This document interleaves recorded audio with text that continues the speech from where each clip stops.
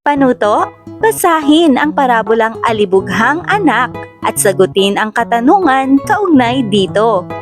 Ang Alibughang Anak. May isang mayamang ama na may 2 anak na kapwa lalaki.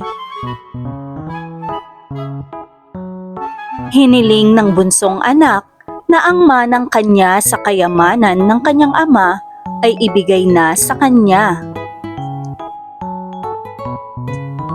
Nang makuha na ng bunso ang kanyang mana, ay ipinagbili niya agad ito makalipas lamang ang ilang araw. Matapos nito ay umalis siya at nagtungo sa malayong bayan. Dito niya walang habas na nilustay ang kabuhayang ipinagkaloob ng ama. Hindi nagtagal, naubos na lahat ang kanyang salapi. Nang dumating ang tagutom sa bansang iyon ay isa na siyang pulubi. Namasukan siya bilang tagapag-alaga ng mga baboy.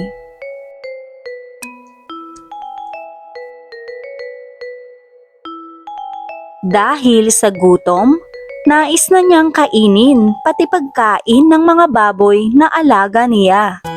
Ngunit maging ito ay ipinagkakait din sa kanya ng kanyang amo.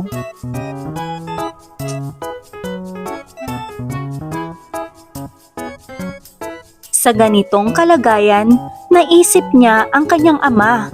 Ang mga manggagawa nito ay kumakain ng maayos habang heto siya na nagugutom at walang makain. Agad siyang nagpasyang bumalik sa dating tahanan. Gayon na lamang ang galak ng kanyang ama. Sinalubong nito ng yakap at halik ang nagbalik na anak.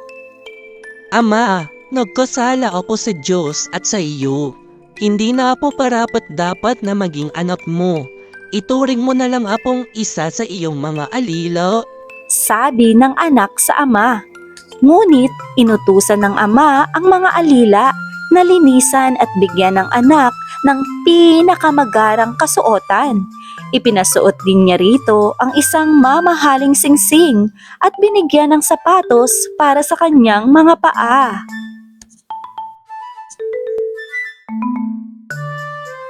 Ipinagpatay din siya ng isang matabang baka at sa ngalan niya ay nagkaroon ng isang pagdiriwang.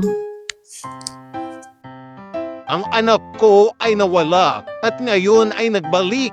Ipagdiriwang natin ang kanyang pagbabalik. Sabi ng naggagalak na ama.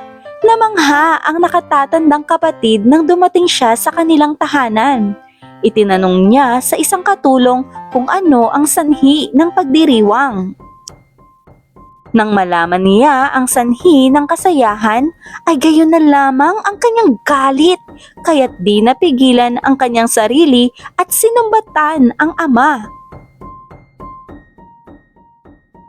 Akong masunurin ninyong anak na buong katapatang naglilingkod sa inyo ay hindi ninyo na ipagpatay kahit isang guya man lamang. Ngayong dumating ang alibughan ninyong anak na lumustay ng inyong kayamanan ay gugugol kayo ng malaki at magdiriwang. Sumagot ng marahan ang ama. Anak ko, ikaw ay lagi kong kapiling. Ang lahat ng akin ay iyo. Tayo'y nagsasaya ngayon sapagkat ang kapatid mong namatay ay muling nabuhay. Siya ay nawala at muli nating nakita. Sagutin natin. Sino-sino ang mga tauhan sa parabola? Ano ang kahilingan ng bunsong anak sa kanyang ama?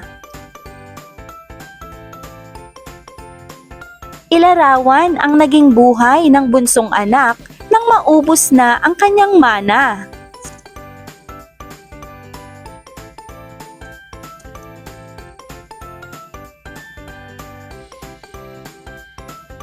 Paano tinanggap ng ama at ng panganay na kapatid ang pagbabalik ng bunsong anak at kapatid?